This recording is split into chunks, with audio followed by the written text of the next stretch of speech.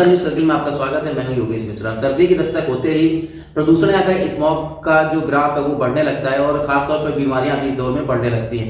इन बीमारियों से कैसे बचें, इसके लिए हमारे साथ डॉक्टर जे वी चिकारा जी हैं।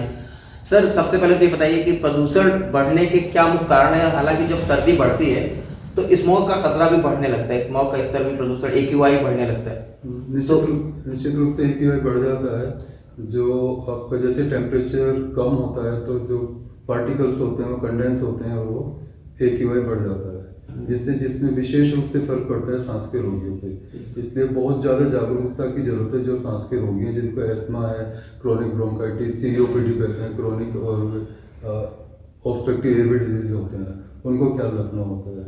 जैसे प्रचलित रहता है कि सुबह के समय घूमना है, तो AQI सुबह के समय ज़्यादा बढ़ा हुआ होता है, तो विशेष रूप से जो आपके मरीज होते हैं सांस के, उनको सुबह घूमने से बचना चाहिए। जब भी अगर जाने की आवश्यकता होती है तो मास्क लगा के जाएं। साथ के साथ ये खतरा बच्चों में भी उतना ही रहता है। बच्चों को हम आसानी से होल्ड कर सकते हैं, रोक सकते हैं। स्कूल में जाते वक्त गाड़ी में जाते हैं, बस में जाते हैं, तो उसका पॉल्यूशन का इतना प्रभाव नहीं पड़ता है, लेकिन खुले में घूमना कष्टकारक रहेगा। टू व्हीलर से भी नहीं घूमना चाहिए, यूज़ करना चाहिए मोस्टली। अगर कर सकते हैं तो पब्लिक व्हीकल बंद सवारी का या फिर अपनी गाड़ी का प्रयोग करें। अच्छा, दूसरा डॉक्टर साहब, एक चीज़ तो सबसे बड़ी चिंताजनक तो बात यह है कि अगर हम पूरे देश की अगर AQI का स्तर अगर निकालें तो मेरठ करीब कभी दूसरा शहर बन जाता है, कभी छठवां शहर बन जाता है। तो मेरठ या दिल्ली NCR में प्रदूषण का स्तर तो सबसे ज़्यादा है। तो यहाँ के लोगों को तो और ज़्यादा सतर्कता बरतने की जरूरत है फिर।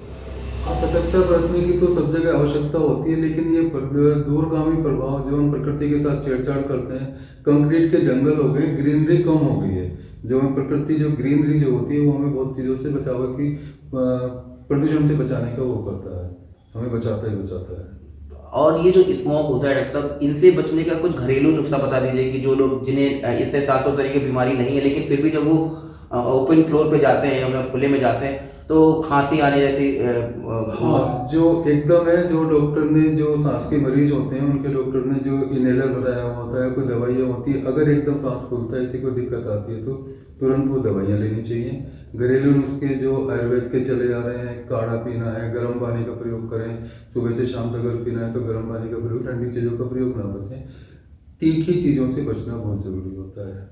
और ये केवल अगर पूरे साल आप तैयारी करते हैं तो आप इन चीज़ों से बच जाएंगे। पूरे साल तैयारी करने का मेरा आशय ये है कि आदमी जितनी परमिट, अगर सांस का मरीज है तो जितनी उनके डॉक्टर ने आपको अलाउ कर रखा है, उतना पूरा आपको प्रयास करना चाहिए। पूरे 6 के 6 महीने 2 बार मौसम बदलता है, फरवरी मार्च में बदलता है और अब नवंबर दिसंबर में बदलता है। तो उसमें पूरे साल अगर एक्सरसाइज करते हैं, व्यायाम करते हैं, सांस की एक्सरसाइज करते हैं तो बहुत आसान हो जाता है इन चीज़ों से बचने के लिए। दूसरा डॉक्टर साहब, कोरोना के बाद जो कोविड के बाद अगर हम बात करें तो लोगों के इम्यून सिस्टम पे बड़ा आया था, इम्यून सिस्टम बड़ा कमजोर भी हो गया। डेफिनेटली कम हुआ। तो वो इम्यून सिस्टम कैसे स्ट्रॉन्ग किया जाए? देखिए, इम्यून सिस्टम स्ट्रॉन्ग करने का आपके जो लाइफ स्टाइल आपको बदलनी पड़ेगी। इम्यून सिस्टम सबकी बॉडी का अलग अलग होता है, लेकिन एक जो नेचुरल आपके पदार्थ है, खाने का बहुत बड़ा रोल रहता है।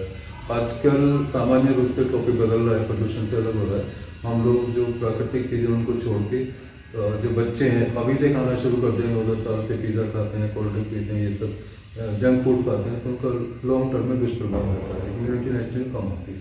और कौन कौन से ऐसे फ्रूट्स हैं जो बच्चे अब खाएं, मतलब जैसे सर्दियों की दस्तक हो गई है तो कौन कौन से ऐसे फ्रूट हैं सभी जो सीजनल फ्रूट्स और वेजिटेबल्स खाने चाहिए। और उससे पहले हम लोगों को प्रयास करना चाहिए कि इंसेक्टिसाइड, अगर आपका गांव तक भी जाता है तो इंसेक्टिसाइड्स का मिनिमम प्रयोग हो। हम जैविक खेती की तरफ आ रहे हैं, ये दूरगामी प्रभाव पड़ते हैं। धीरे धीरे स्टेप ले रही है सरकार भी, हमारी स्टेप ले रही है, जैविक खेती को बढ़ावा दे रहे हैं, आयुर्वेद को बढ़ावा दे रहे हैं। तो आपको अपना लाइफ स्टाइल बदलना ही पड़ेगा अगर बीमारियों से बचना है। हाँ, दूसरा डॉक्टर साहब, एक बार फिर आप जो बच्चे हैं और जो बुजुर्ग हैं उनके लिए आपकी क्या सलाह है? पूरे देश के जो हमारे दर्शकों के माध्यम से आप क्या सलाह देना चाहते हैं? सलाह में देना चाहिए, बच्चों के लिए तो माँ बाप का कर्तव्य बनता है, उनको डाइट का ध्यान रखें, उनको खुले वातावरण से बचाएं और उनको एकदम जो सर्दी पड़ती है उससे बचाएं, एक्सपोजर टू द कोल्ड, उससे बचना होता है। बुजुर्गों को ये होता है कि ये सेम चीज़ें हैं, सुबह घूमने से बचना है, धूल से बचना है, मास्क लगा कर घूमें, बंद गाड़ी में घूमें। और मैं विशेष रूप से कहना चाहूँगा कि व्यायाम जितना कर सकते हैं उतना करना चाहिए।